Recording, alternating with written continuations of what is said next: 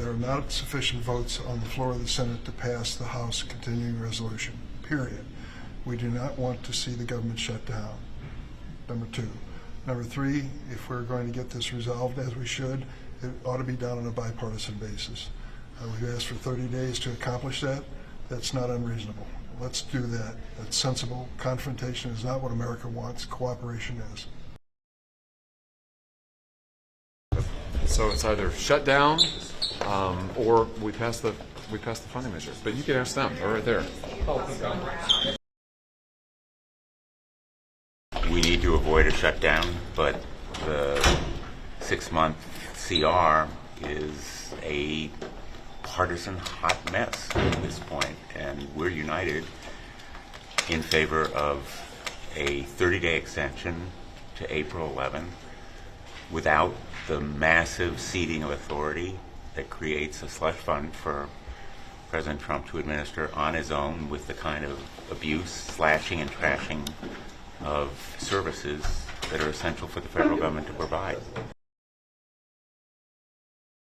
Nobody wants a shutdown, and there's a clear path to avoiding it. Let's vote on April 11. Democrats are united in favor of it.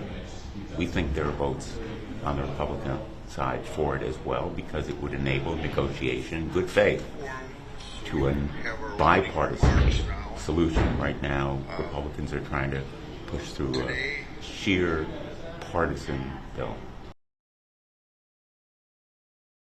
What the Republicans are doing is not a CR. It's a license to destroy. There are things in that are utterly unacceptable, and it's a surrendering of the powers of Congress to the executive at a time that I know people on both sides of the aisle have a problem with what they're doing and how they're doing it. And so for us to just surrender to a partisan, destructive piece of legislation that would last for 6 months is unacceptable. This should be a bipartisan process. I've been here now for over 10 years, and I've watched, no matter who the president was, in moments like this, the four corners, as they say, Democrats and Republicans come together and find something acceptable.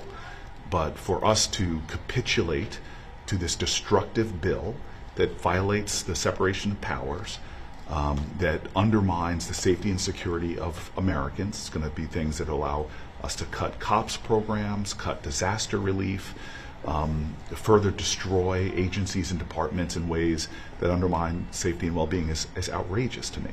And so I cannot support giving them a license to destroy, nor that surrenders or capitulates what I swore an oath to do, which is uphold the Constitution.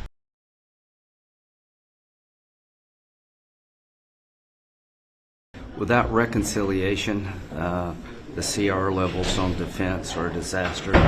We're spending below Biden, and this is unacceptable. I've been told we'll fix it. If we don't, it'll be a low point for the Republican Party in terms of defending our nation.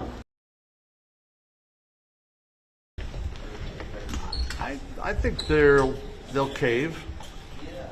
I mean, you're talking about people who have been railing against Elon Musk and the Trump administration over reductions in force of the federal employees, and now they basically want to put all of them out of work by shutting down the government.